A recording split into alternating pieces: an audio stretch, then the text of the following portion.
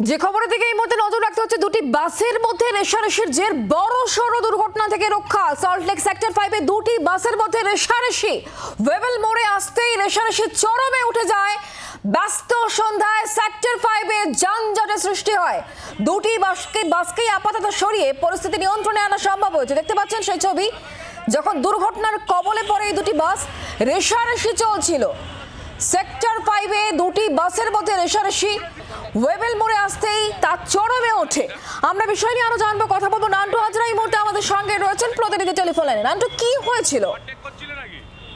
দেখো, আমরা পুলিশ সূত্রে যেটা জানতে পারছি যে দুটি বাস, আর একটি হলো জাপানি গেট টু সল্টলেক রুটের দুটি বাস, সেই বাস একবারে এসডিএফ মোড় থেকে কলেজ মোড়ের দিকে যাচ্ছিল এবং সেই সময় যেটা সূত্র মারফত খবর যে এই দুটি বাস এসডিএফ মোড় থেকেই তারা কিন্তু রেষারেষি দিতে শুরু করে এবং যখন ওয়েবেল মোড়ের কাছে আসে ঠিক সেই সময় একটি বাস অপর বাসকে চেপে দেয়, এগিয়ে তাড়াতাড়ি যাওয়ার জন্য চেপে দেয়। এখন তখন অপর বাসটি সেটি কিন্তু ডিভাইডারে ধাক্কা মারে এবং সেই সময় বাসের মধ্যে যাত্রী ছিল, যাত্রীরা হুড়মুড়িয়ে পড়ে। তবে পুলিশ সূত্রে যেটা খবর যে এই দুর্ঘটনায় কিন্তু কেউ আহত হয়নি।